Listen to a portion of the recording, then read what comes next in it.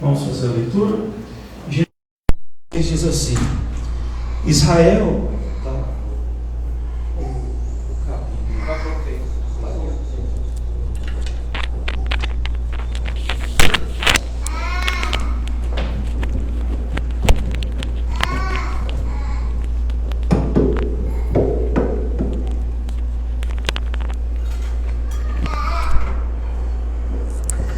Israel partiu com tudo o que pertencia. Ao chegar a Berseba, ofereceu sacrifícios ao Deus de Isaque, seu pai. E Deus falou a Israel por meio de uma visão noturna: Jacó, Jacó, eis-me aqui, respondeu ele. Eu sou Deus, o Deus do teu pai, disse ele. Não tenha medo de descer à terra do Egito, porque lá farei de você uma grande nação. Eu mesmo descerei ao Egito com você e certamente o tratarei e o trarei de volta, e a mão de José fechará os teus olhos. Então Jacó partiu de Berseba. Os filhos de Israel levaram seu pai Jacó, os seus filhos, as suas mulheres, nas carruagens que o faraó tinha enviado. Também levaram os seus rebanhos e os bens que tinham adquirido em Canaã. Assim Jacó foi para o Egito com toda a sua descendência. Levou consigo para o Egito seus filhos, seus netos, suas filhas e suas netas, isso é, todos os seus descendentes. No finalzinho do capítulo aí, no verso de número 33, diz assim: quando o faraó mandar-lhes chamar, José disse, e perguntar: em que vocês trabalham? Responda-lhe assim: teus servos criam rebanhos de pequenos, como o fizeram nossos antepassados. Assim lhes será permitido habitar na região de Gósen, pois todos os pastores são desprezados pelos egípcios. Vamos fazer uma oração então.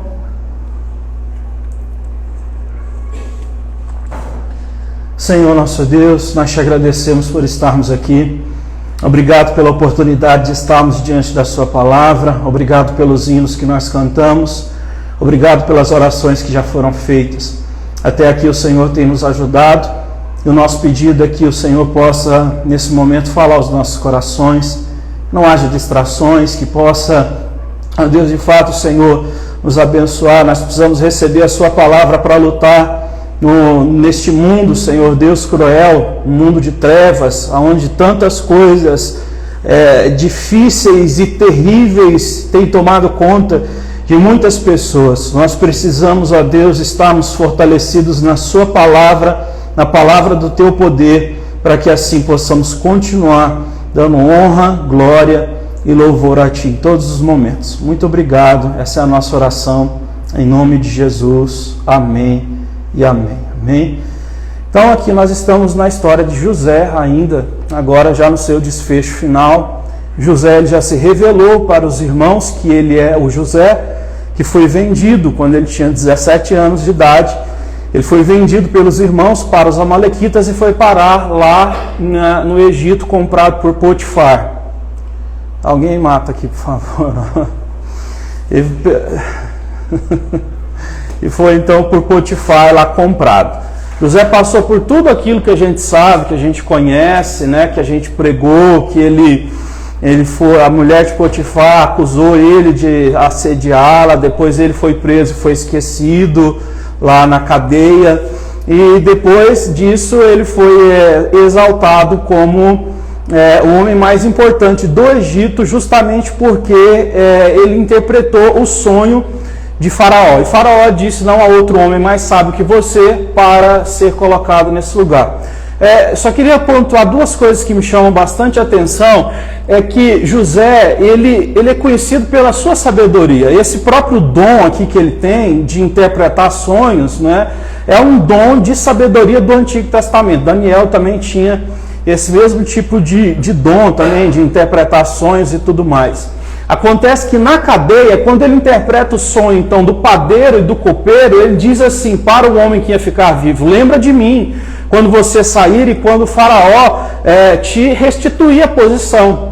E você vai encontrar, né, isso acontecendo também em outra fase aqui, que foi o que eu acabei de ler, no capítulo 46, que José vai dizer para os irmãos e o pai dele: quando vocês chegarem na frente de Faraó, vocês digam, nós somos pastores de rebanhos pequenos. Não diga que são pastores de ovelhas, porque os egípcios odeiam as ovelhas. Olha, José, ele nos ensina que quando nós fazemos alguma coisa de bom, de bem, cadê o outro microfone?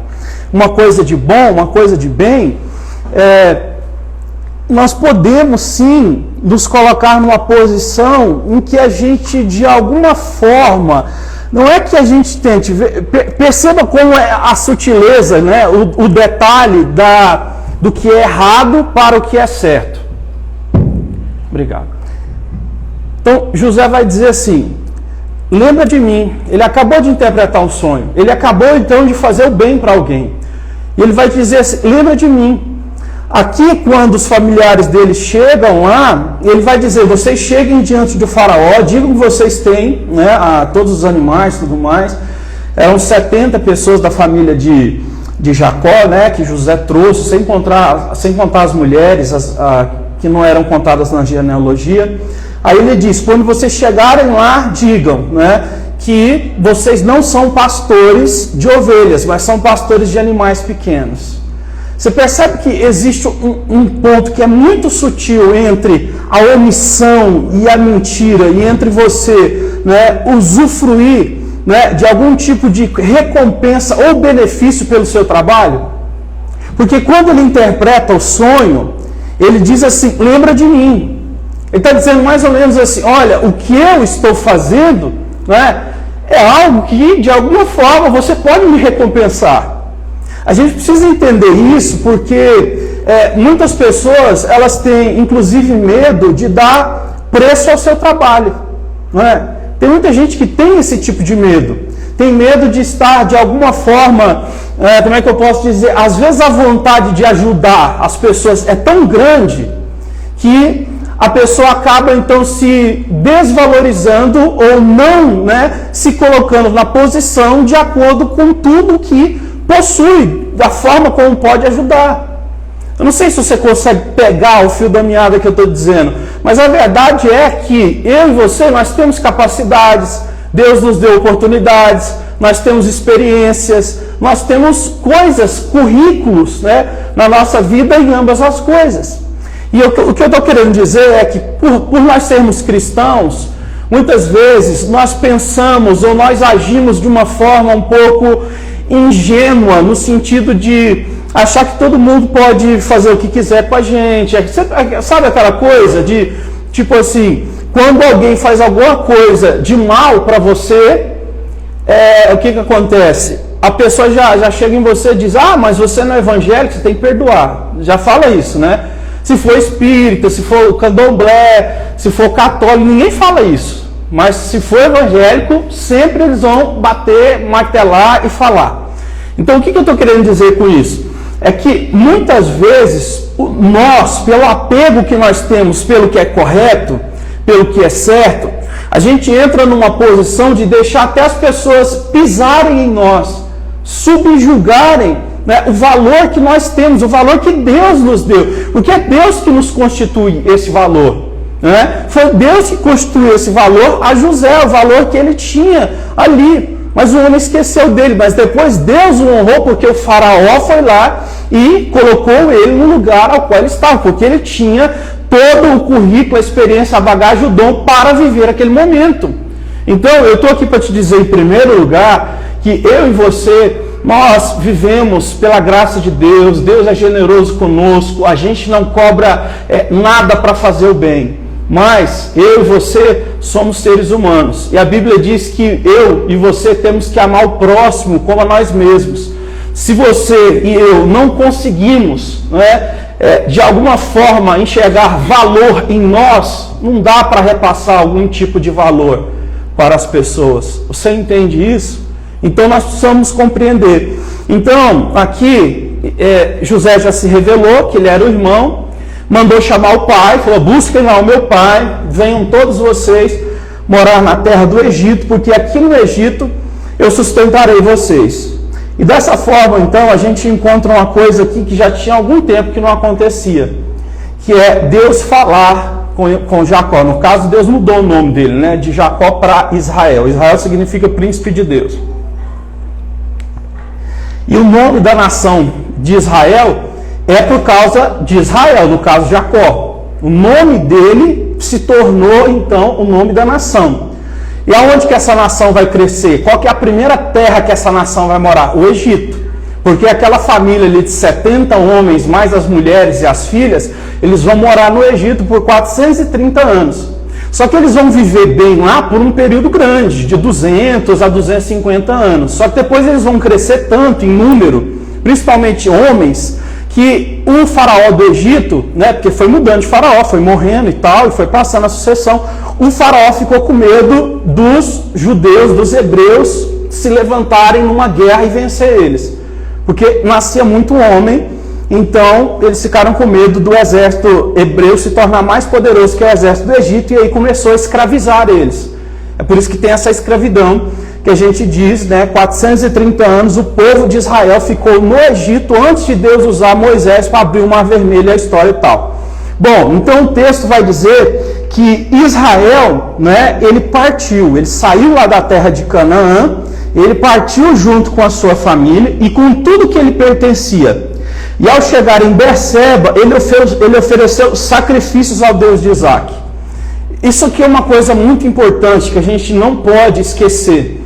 Olha, Jacó, ele era um homem já de mais de 130 anos, né?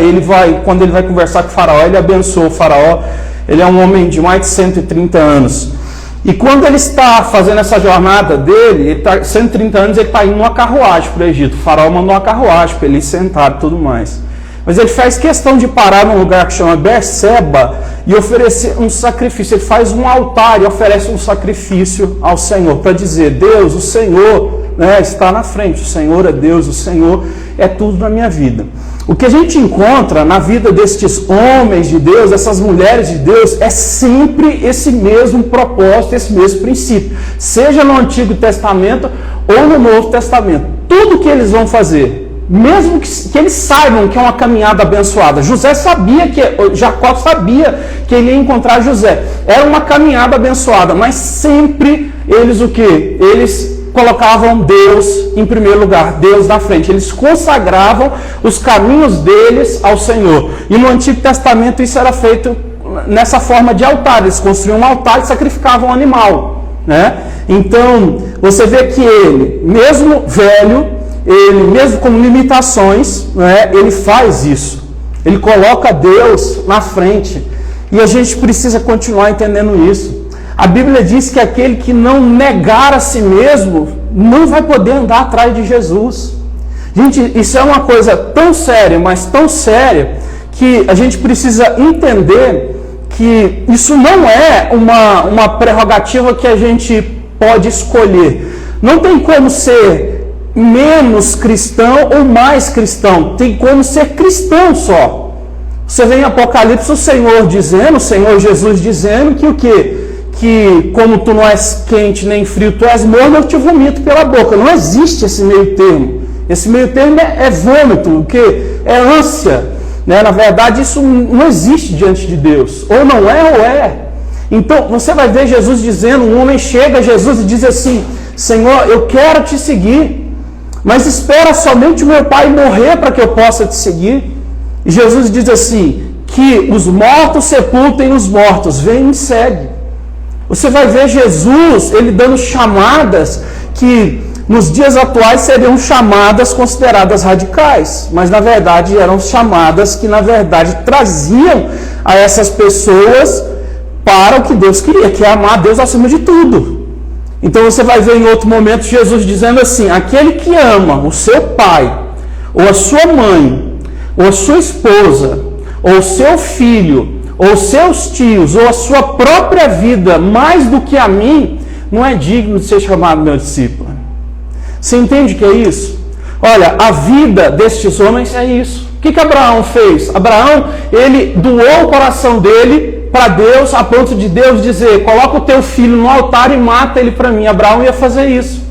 Só que Deus viu que o coração dele já estava na posição e Deus disse: não precisa matar, mas ele já colocou o menino em cima do altar. Então, o que a gente encontra na vida dos patriarcas, Abraão, Isaac e Jacó, é sempre essa questão, essa condição deles colocarem Deus em primeiro lugar, acima de tudo, né?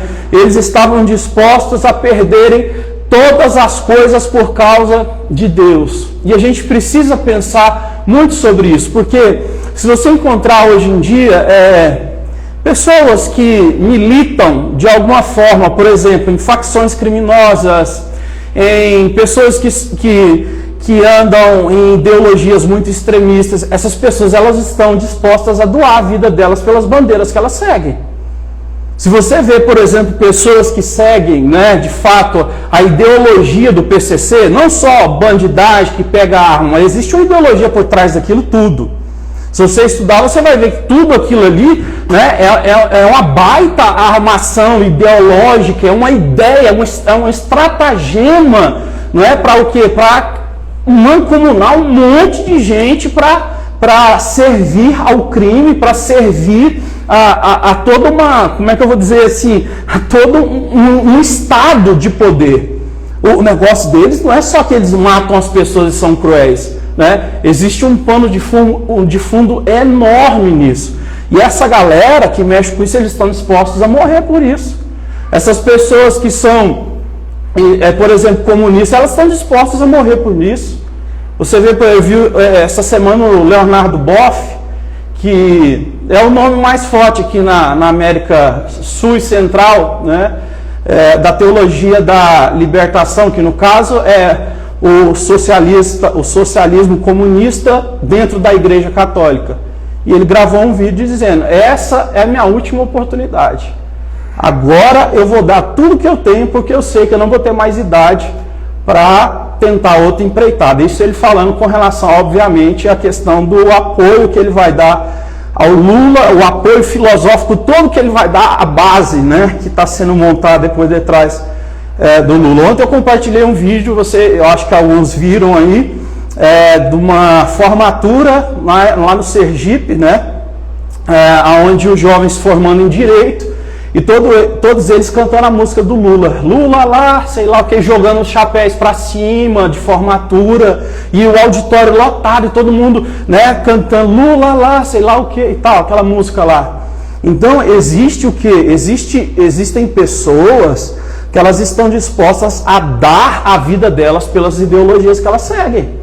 Elas estão dispostas a matar, a morrer, a entregar as suas vidas. E os cristãos de hoje em dia não estão. É por isso que muitas vezes nós perdemos espaço, e às vezes eu falo algumas palavras como nós estamos em guerra, as pessoas falam: pô, que guerra? Nós temos que trabalhar. Gente, nós estamos em guerra. É uma guerra espiritual que vai chegar uma hora que as pessoas elas vão começar a levantar situações, leis, coisas que vão bater no meu rosto e no seu, e a gente vai ter que escolher se a gente vai o quê? Vai para frente, vai confrontar, ou se a gente vai ceder. Porque isso é claro, isso é muito claro, muito óbvio, gente. Preste atenção. Aonde foi que o cristianismo ressurgiu? Na Europa. A Europa está morta, não tem igreja mais na Europa. Por quê? Porque todas essas ideias, principalmente essas ideias socialistas, essas ideias racionalistas, elas foram entrando de tal forma, principalmente dentro das universidades, e essas pessoas foram dando a vida delas por essas ideias, que elas conseguiram matar as igrejas. Você entra nas igrejas, é bar, né? Essas coisas. Então as igrejas lá na Europa são todas alugadas para bares, para coisas nesse sentido.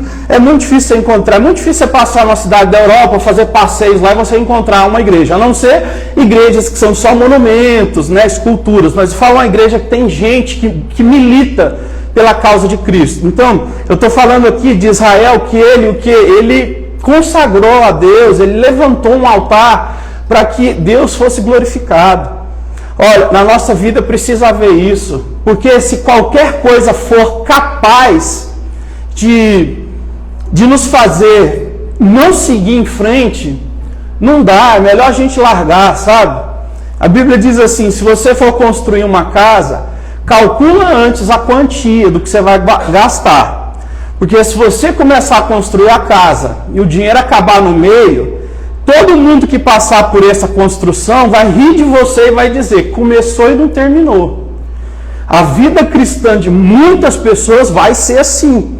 Começou, falou de Cristo e depois simplesmente o quê? Vai ser motivo de piada. Como a Bíblia diz, Jesus diz: aquele que é sal, se parar de salgar, não serve para nada, a não ser para ser pisado pelos homens. Certo? Tem uma época lá em Israel em que, principalmente ali perto da Via Dolorosa, as pedras elas ficam muito, como é que eu vou dizer, com sebo, porque mistura um pouco de geada, de neve lá, chega a nevar, né? E aí fica com esse sebo da neve junto com o sebo mesmo ali, daquelas pequenas plantas, aquelas coisinhas. E aí o que as pessoas fazem? Elas jogam sal, para que todo mundo que estiver passando por ali não caia, né? Não tropece, escorregue e por aí vai. Então, a vida de um cristão que já não guerreia as lutas de Deus é isso, só serve para ser pisado, motivo de chacota, entendeu? É só para dizer: isso aí não serve para nada. Então, a gente precisa guerrear, a gente precisa militar. E o texto diz que então, quando ele ofereceu isso, o Senhor falou com ele. Olha, a causa de Deus não falar conosco é isso. Quando o nosso coração não prioriza Deus, Deus não fala. Sabe o que está escrito em Ezequiel, capítulo 14 ou 16? É o verso 9. Lá diz assim: se você tiver levantado um ídolo no seu coração e você consultar ao Senhor, o Senhor responderá a ti segundo o ídolo que você levantou. O que isso quer dizer? Por exemplo, no seu coração o que você mais ama, acima de tudo, não sei, algum hobby que você tem, alguma pessoa que você tenha na sua vida. E aí você simplesmente então quer consultar a Deus a respeito de algo que você quer fazer com esta coisa ou com essa pessoa. O texto diz que por o seu coração já estar vendido, Deus não faz questão nenhuma de lhe responder segundo a palavra dele, porque você já vendeu o seu coração e simplesmente quer usar a Deus para confirmar coisas que você já sabe que estão erradas. Então, o que acontece? É igual o profeta. Olha, Acabe, ele foi descer para uma guerra e tinha um outro rei, se eu não me engano, Josafá. E aí tinha um monte de profeta lá profetizando: vai, Acabe, você vai ganhar a batalha, sei lá o quê. Aí Josafá, que era o outro rei, ele disse assim: mas não tem nenhum outro profeta mais não? Acho que eu não estou confiando nesses caras não. Os profetas lá tudo falando, né? As coisas lá que Acabe queria. Aí Acabe foi e falou: tem um cara aí, acho que Semaías. E aí ele disse: tem um cara aí que chama Semaías, mas esse cara só fala o que eu não quero ouvir. Aí Josafá, outro rei, disse: manda ele vir. Aí esse profeta então veio, né? E quando ele chega diante de Acabe, né? Aí Acabe vai e faz a pergunta: posso descer a guerra? O profeta diz assim: faz o que você quiser. Aí o Acabe diz assim: eu estou falando para você me dar a palavra de Deus. Aí ele vai dizer assim: se você descer a guerra, você vai morrer. Aí o Acabe vai lá e diz: aí eu estou falando, esse cara só fala o que eu não quero ouvir. Entendeu? Ele levantou o ídolo no coração dele. Não adianta querer a palavra de Deus, entendeu? Então a gente precisa entender isso, que Deus, ele fala conosco quando a gente de fato dobrou os joelhos no chão e disse: Senhor, seja feita a sua vontade. Ali você levantou o seu altar, entendeu? Seja feita a sua vontade, Deus. Você levantou o seu altar. Aí o Senhor vai falar contigo. Aí as palavras que você lê na Escritura, elas falam contigo. As orações que você faz têm resposta. Aí então tudo começa a convergir. Então o texto está dizendo de forma bem clara que o Deus de Isaac, o seu pai, e Deus então falou a Israel por meio de uma visão noturna. E ele disse: Jacó, Jacó. Eis-me aqui. Jacó respondeu: Eu sou Deus, o Deus do seu pai, disse ele. Não tenha medo de descer ao Egito, porque lá farei de você uma grande nação. Assim, a palavra de Deus, ela é muito bonita, e você vai ver várias vezes Deus falando isso com os homens e as mulheres de Deus. Deus começando a falar o que? Eu sou Deus de seus pais.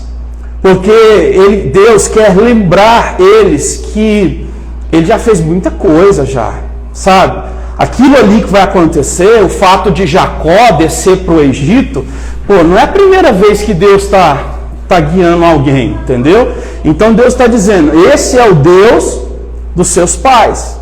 E aí outra coisa que você vai encontrar também sempre nas Escrituras, porque sempre que alguém vai agir segundo a vontade de Deus, é pela fé. E agir pela fé dá medo. E aí sempre você encontra Deus dizendo, então, não tenha medo, porque eu sou contigo. Você vai encontrar essa palavra muitas vezes na Bíblia, com Deus falando com os profetas, Jesus falando com os discípulos, o Espírito Santo falando ali no Novo Testamento, várias e várias vezes, porque agir pela fé dá medo, e Deus diz, não tenha medo, porque eu sou contigo. E outra coisa importante também é que ele vai dizer, não tenha medo de descer ao Egito. Por quê? Você lembra que Abraão desceu ao Egito e Isaac também? E o que acontece? Os dois pecaram, porque chegou a época de fome, os dois desceram sem Deus mandar. O Egito se tornou algo, então, para a família de Jacó, algo maldito. Então, Deus está falando com ele algo que é, de fato, para mudar as coisas. Então, perceba uma coisa. Isso aqui é muito importante, eu não vou me demorar. No passado, descer ao Egito era errado.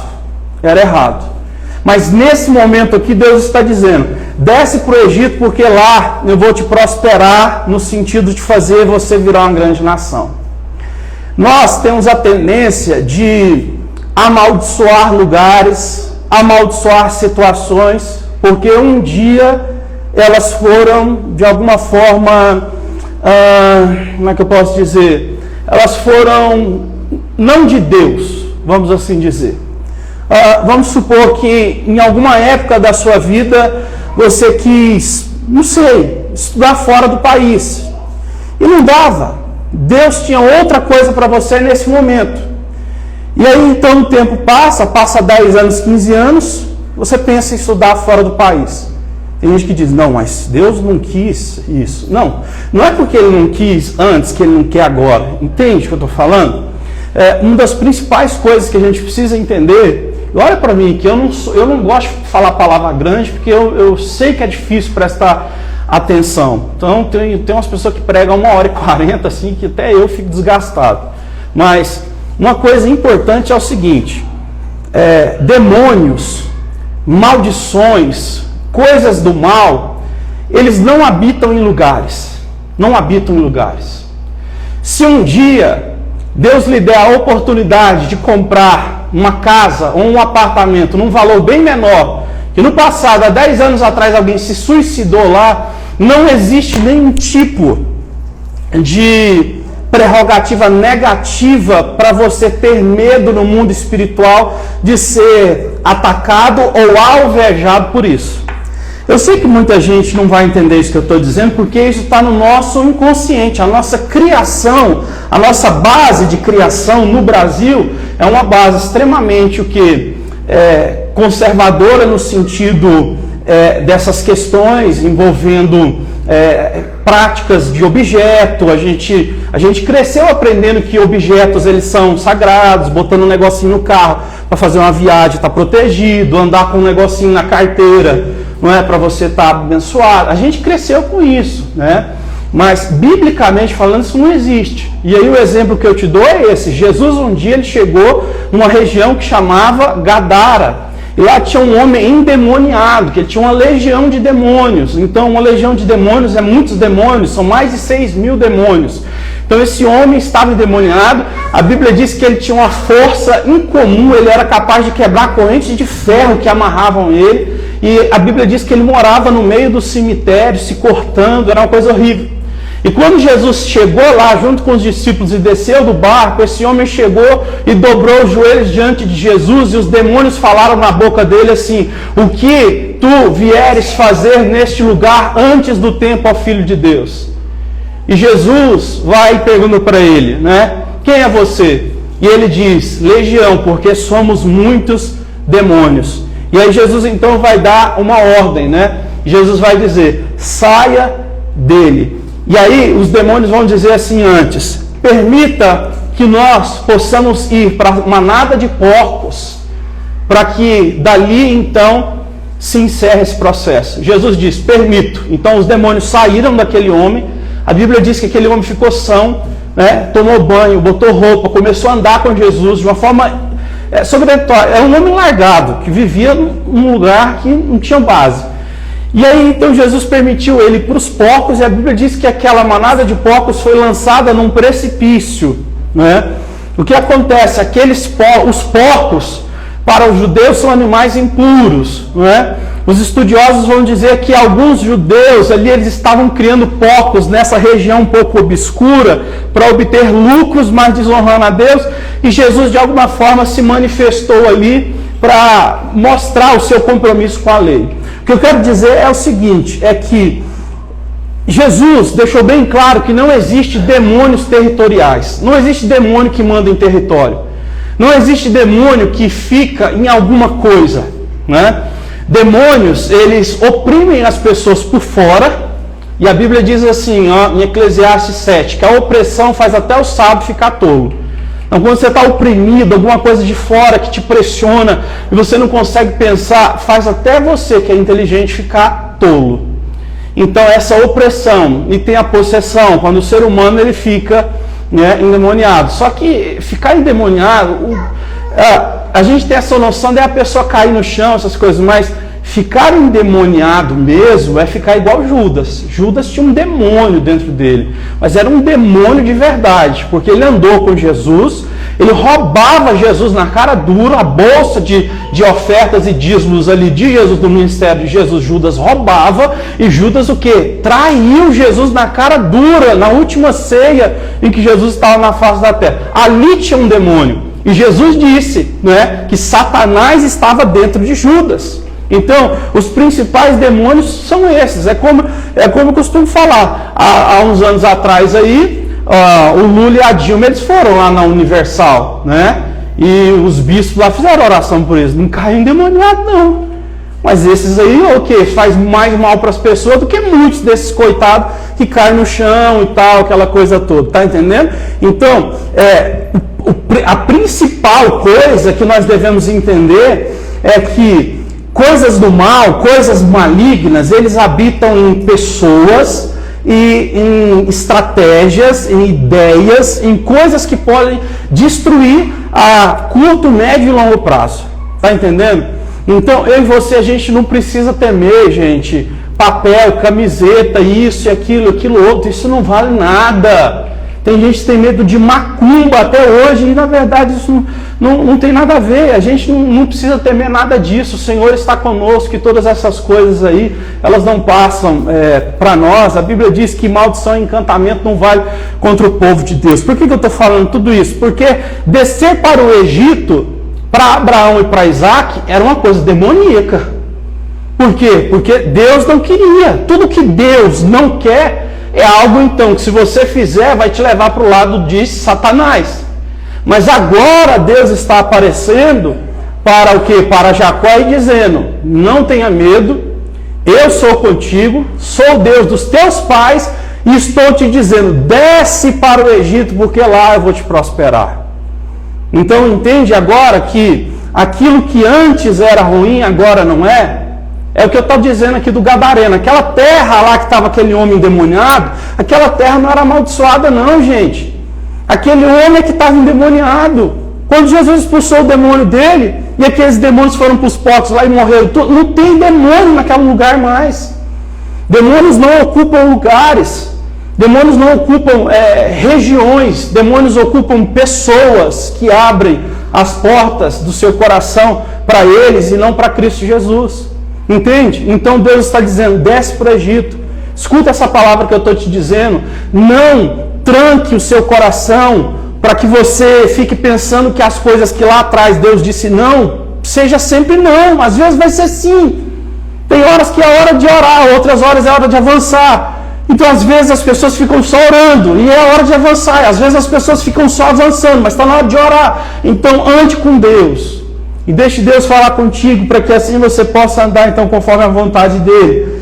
E aí o texto diz, eu mesmo descerei contigo para o Egito e certamente eu trarei você de volta e a mão de José, o seu filho, fechará os teus olhos. Dizendo, né, José, então, ele vai cuidar de você até a morte e você vai morrer em paz. Então Jacó partiu para Berseba, os filhos de Israel também, então todo mundo desceu ali, então você vê que tudo dependia da decisão de Jacó. Essa é a penúltima coisa, gente, tem muita coisa, muita gente, muitas situações que dependem de uma decisão minha ou sua. E essa decisão minha ou sua vai depender do que estiver nos influenciando mais. Se são as escrituras, se é a oração, ou se são as outras coisas que a gente está deixando dominar a nossa vida, a nossa forma de pensar, sabe? Então, muita gente é afetada pelas decisões que nós tomamos. Então, o que nos influencia afeta muita gente. Então, é a família inteira de Jacó que vai para um lugar, porque Jacó escutou Deus e Deus disse vai, e ele disse vamos. Então, todo mundo está indo. Então, isso é uma coisa que tem que se pensar. E para encerrar então, que é o último versículo lá do capítulo 46, lá do versículo 33, foi quando José disse para os irmãos dele dizerem que eles eram pastores, mas de rebanhos pequenos, porque os egípcios não gostavam de pastores criadores de ovelhas. Isso aí já era uma guerra anterior e tal. Eles consideravam ovelhas animais impuros, animais que não tinha coisa para fazer com eles, não tinha significado, não dava para comer. A lã não era um tecido importante para os egípcios e por aí vai. Mas aqui José vai dizer, vai lá e diga o seguinte, porque o faraó ele tem muitos rebanhos. Então, o que acontece? Vocês poderão cuidar dos rebanhos de faraó e também levar os rebanhos de vocês para lá, porque se vocês mostrarem que cuidando dos rebanhos de faraó e cuidando dos seus rebanhos, tudo continua dando certo, até o próprio, né, o homem mais importante do Egito vai começar a mudar de opinião. Então, olha que sentido maravilhoso esse texto nos traz. É que tem coisas que a gente faz que podem não ser bem vistas. Podem não ser bem vistas. Vou dar um exemplo meu. Ser pastor é bem mal visto, né? Fizeram uma pesquisa aí, as 3 coisas mais mal vistas que existem na sociedade, né, brasileira e americana, político, pastor e polícia. São as 3 classes que são que as pessoas olham e não gostam. Já existe um preconceito de cara já, antes de ouvir qualquer coisa, já existe um preceito que está na cabeça das pessoas. Então o que acontece? Tem lugares que se eu chegar como pastor, eu não tenho espaço. Mas se eu chegar como alguém que, por exemplo, hoje mesmo eu estava falando com uma moça no cartório, e aí eu estava com um livro meu, eu estava lendo. Ela falou, o que você está lendo? Eu falei, é um livro meu, eu que escrevi. Ela falou, você escreve? Eu falei, sim, eu escrevo. E aí eu fui conversando com ela e tal. E aí ela foi e perguntou, o que você escreve? Eu falei, eu escrevo sobre teologia. Ela, o que é isso? Eu falei, eu escrevo sobre as coisas da Bíblia. Ah, poxa, que legal. E aí então ela me deu uma abertura para que eu falasse de Jesus para ela. E eu fui e falei, olha, a coisa mais importante que aconteceu na minha vida foi eu conhecer Jesus. Tudo que eu faço, seja para escrever ou qualquer coisa, é porque Jesus é maravilhoso, Jesus salva. Então, se não fosse esse tipo de abertura, não teria espaço. O que José mandou os irmãos fazer? Vai lá e cuida bem das coisas do faraó, e as coisas de vocês levam juntos, que aí se vocês cuidarem das coisas de faraó bem, aí os dois vai crescer igual e não vai ter problema. Você entende isso? Então, se você for um exemplo como um pai, como um esposo, como um trabalhador, isso já vai ser o quê? uma porta de entrada para que Cristo seja glorificado e para que você possa falar de Jesus para outras pessoas. É mais ou menos isso que José está falando. Então eu encerro dizendo que Jacó foi esse homem que levou toda a família dele para a terra do Egito para que Deus os abençoasse, né? Jesus é esse que nos pegou pela mão e nos trouxe então para esse lugar que no caso é a verdadeira terra que nós ainda vamos conhecer, mas ele disse que nós somos forasteiros e peregrinos aqui nesse mundo. E Jesus então nos pegou pela mão e ele tem nos levado de forma paciente, de forma calma, cuidando de cada detalhe de nós, tem nos levado pelo seu caminho. E um dia nós vamos estar então nessa terra que é perfeita, em que não existe mais dor, sofrimento, não existe mais coisa alguma para nós temermos. Então, o nosso Jacó é Jesus. É o que nos guia, é o que nos guarda, é o que nos abençoa. Amém? Vamos nos colocar de pé para a gente fazer uma oração?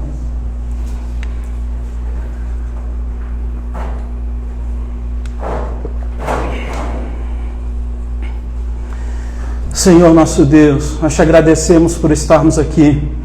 Pedimos que a palavra do Senhor, ó Deus, seja como uma flecha, Senhor Deus, e que marque o nosso coração de tal maneira que essa flecha fique cravada e que nós possamos, ó Deus, constantemente olhar para essa flecha, para que nós possamos nos render diante do Senhor. A minha oração nessa noite é, Senhor, sobre a vida de cada um de nós, não faz a nossa vontade, faz a sua, Jesus, porque a sua vontade é boa, perfeita e agradável. E se a sua vontade se cumprir sobre cada um de nós, se a sua vontade se cumprir sobre essa igreja, nós sabemos que assim então nós nos levantaremos como atalaias de Cristo, como testemunhas de Cristo. A nossa vida, a nossa história, ela não será algo passageiro, nós não viveremos, Senhor Deus, de forma simplesmente vazia, a vaidade é como uma bolha. Tem tanta gente que fica sofrendo coisinhas insignificantes, entram em relacionamento sentimental, passa 3 meses, sofre, termina, depois vai em festas e coisas, tem tanta coisa besta que atrapalha as pessoas. Mas eu te peço, Jesus, livra cada um dos nossos corações de coisas pequenas, de coisas superficiais, e nos leva a entender realmente o que é profundo, o que te agrada, o que faz com que as coisas maiores aconteçam. Nós te agradecemos, ó Deus, pelo livro de Gênesis, pelo capítulo 46. Abençoe cada um de nós e as nossas famílias, em nome de Jesus. Amém. Amém. Graças a Deus. Vamos então participar do momento das ofertas. Pode se sentar um minutinho aí. Eu não sei onde está, se alguém puder pegar. Contribua, ajude a gente na igreja. A gente ainda está no começo aqui, né? E vamos continuar crescendo. Graças a Deus, domingo foi bom. Venha domingo aí também. Deus abençoe. Se você quiser contribuir aí também por Pix, pode fazer isso. Vamos orar?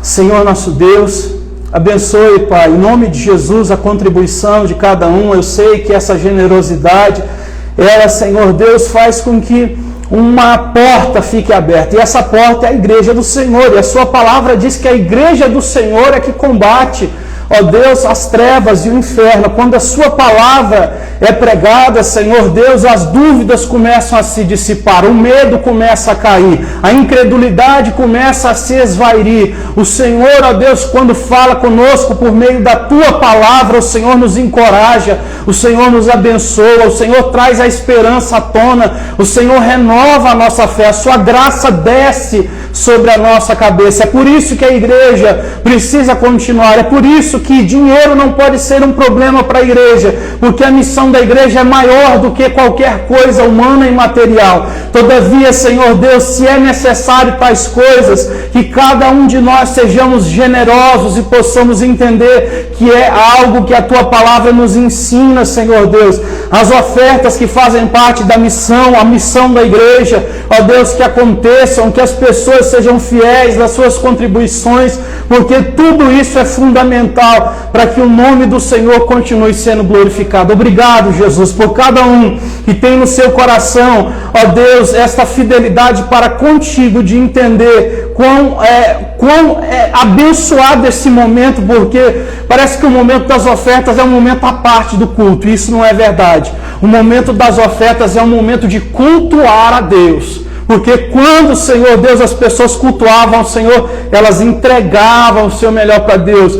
O que nós estamos dizendo é que ofertar faz parte do culto, como o apóstolo Paulo nos ensinou. Assim nós te agradecemos a Deus por tudo, em nome de Jesus. Amém. Graças a Deus. Amém. Então, se você quiser contribuir, você pode fazer isso aqui no gasofilácio, tá bom? Ou então aí na conta.